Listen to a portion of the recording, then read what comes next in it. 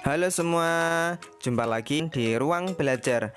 Kali ini kakak akan jelaskan tentang konsep dasar bilangan desimal.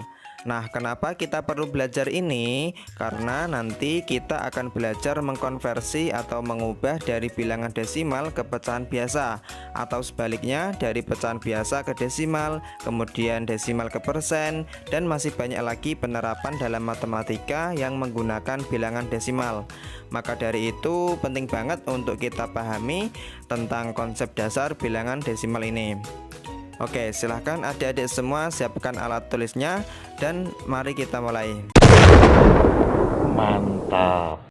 Oke, di sini kakak akan memulai pembahasan dengan mengingatkan kembali pelajaran saat kita di kelas 2 atau kelas 3 dulu tentang nilai tempat suatu bilangan. Nah, misalnya ada suatu bilangan yaitu 123. Oke, masih ingat kan ya kalau angka 1 di sini posisinya itu sebagai ratusan, 2 itu sebagai puluhan, dan 3 itu sebagai satuan. Nah, sampai saat itu kita tahu kalau satuan adalah unit yang terkecil di antara nilai tempat yang lain. Tapi setelah kita belajar pecahan, sebenarnya masih ada lagi unit yang lebih kecil dari satuan. Nah, apa itu, Kak? Oke, sebelumnya kalau kita perhatikan dari nilai tempat ini, mulai dari satuan ke puluhan, puluhan ke ratusan. Nah, itu kan kelipatan 10, ya kan? Nah, karena ada sesuatu yang lebih kecil dari satuan, berarti kita kira-kira nih, kalau 100 sebelumnya itu 10, 10 sebelumnya itu 1. Nah, 1 itu sebelumnya lagi berapa tuh yang kelipatan 10? Berarti 1/10 kan? Nah, sebelumnya lagi berarti ada 1/100, kemudian 1/1000, dan seterusnya. Jadi setelah satuan itu ada pecahan yang penyebutnya itu kelipatan 10, mulai dari 1/10, 1/100, 1/1000, dan seterusnya. Nah, misalnya nih ada suatu bilangan, katakanlah 123,654. Nah, kita udah tahu tadi kalau 1 itu ratusan, 2 itu puluhan, dan 3 itu satuan. Nah, setelahnya itu kan ada tanda koma tuh. Nah, tanda koma ini dinamakan tanda desimal. Gunanya adalah untuk memisahkan bilangan bulat yang ada di sebelah kiri koma dan pecahannya yang ada di sebelah kanan koma.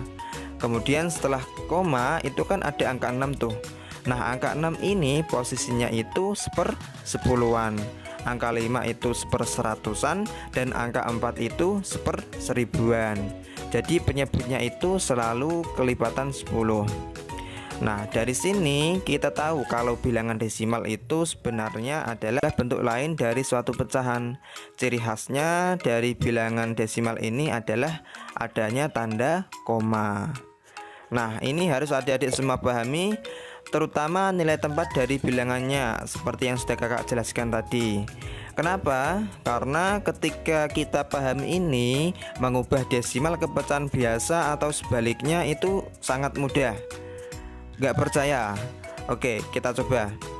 Misalnya kakak ada contoh soal 0,3, 2,75, dan 3,745. Kita mau ubah semua bilangan desimal ini menjadi pecahan biasa.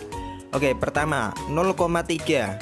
Kita lihat 0 posisinya itu sebagai satuan, 3 posisinya adalah 1/10-an.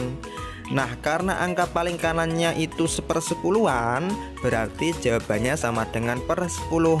Nah, untuk atasnya gimana, Kak? Untuk atasnya ya tinggal kita pindahin aja angkanya ini. Jadi hasilnya atau bentuk pecahan biasa dari 0,3 adalah 3/10. Oke, next 2,75. Oke, kita perhatikan 2 itu satuan, 7 itu 1/10-an, dan 5 itu 1/100-an.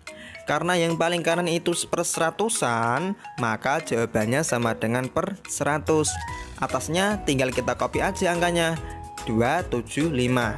Jadi 2,75 pecahan biasanya adalah 275/100.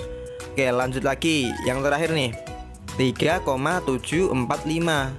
3 itu satuan, 7 adalah 1/10-an, 4 itu 1/100-an, dan 5 itu 1/1000-an. Karena angka yang paling belakang adalah 1/1000-an, maka jawabannya sama dengan per 1000. Untuk atasnya tinggal pindahin aja angkanya 3, 7, 4, 5. Nah, bentuk pecahan biasa dari 3,745 adalah 3745 per 1000. Gimana? Mudah kan? Atau gini, supaya adik-adik mudah ingat, kuncinya adalah kalau ada satu angka di belakang koma, maka jawabannya per 10. Kalau ada dua angka di belakang koma berarti per 100. Kalau tiga angka di belakang koma berarti per 1000. Tapi ingat ya, kalau